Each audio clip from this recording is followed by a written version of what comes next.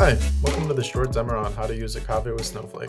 I'm Bart Hofkin, Solutions Architect at Akave, and I'll be demonstrating today how to connect your existing Snowflake account to an Akave Cloud instance, a more cost-efficient alternative to AWS S3. When using Snowflake with Akave, all you need to start is an Akave bucket, then create an external table in Snowflake pointing to that bucket. And in our demonstration, I'll show you how to copy data over from a Snowflake data sample.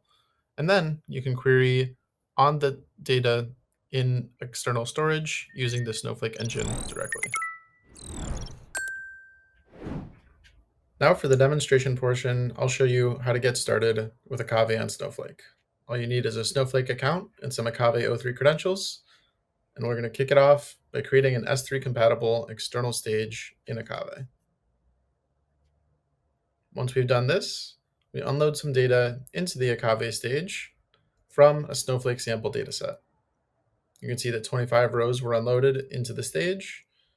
And then after creating a simple CSV file format, telling the engine to expect a CSV type with a gzip compression, we create an external table on the staged data. This external table lives on Snowflake, but points to the Akave bucket. So now when we query it, we're pulling the data directly from Akave with Snowflake, and you can see that it's all populating here. As you can see, using Akave with Snowflake is easy, and we also support iceberg tables using external volumes in Snowflake.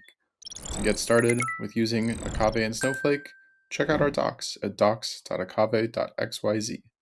Thanks for watching.